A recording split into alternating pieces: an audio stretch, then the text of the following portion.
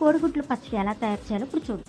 5 గుడ్లు తీసుకున్నాను. ఒక బౌల్లో 5 గుడ్లు పగలకొట్టి వేసుకొని 1 టీ స్పూన్ సాల్ట్, కారం వేసుకొని విస్కర్తో బాగా కలిసేలా కలుపుకోవాలి. ఇలా ఒక గిన్నెలో 1 గ్లాస్ నీళ్లు వేసుకోవాలి. వేసుకొని ఇలా స్టాండ్ ఒకటి పెట్టుకొని ఈ ఎగ్స్ ఒక గిన్నెలో వేసుకున్నాం కదా, ఆ ఎగ్స్ గిన్నె ఇందులో పెట్టేసుకొని మూత పెట్టేసి స్టవ్ మీద పెట్టేయాలి.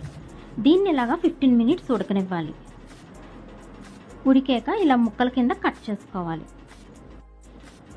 ఇప్పుడు స్టవ్ వెలిగించుకొని వేరే ప్యాన్ పెట్టుకొని ఆయిల్ వేసుకోవాలి. ఆయిల్ హీట్ అయ్యాక ఇలా కట్ చేసి పెట్టుకున్నాం కదా ఎగ్ పీసెస్ని, ఈ ఎగ్ పీసెస్ని ఈ ఆయిల్లో యాగనివ్వాలి. ఇలా వేగిన ఎగ్ పీసెస్ని ఒక ప్లేట్లోకి తీసి పక్కన పెట్టుకోవాలి. ఇప్పుడు అదే ఆయిల్లో జీలకర్ర, అల్లం వెల్లుల్లి పేస్టు, పసుపు, కారం, సాల్టు, ధనియాల పొడి, మసాలా పొడి కూడా వేసుకోవాలి. ఇది వేగాక హాఫ్ చెక్క నిమ్మరసం కూడా వేసుకోవాలి. ఎగ్ పీసెస్ని కూడా ఇందులో వేసుకొని మొత్తం బాగా యాగనివ్వాలి. అంతేనండి, టేస్టీగా ఈజీగా మీరు కూడా ఇంట్లో తయారు చేసుకోవచ్చు.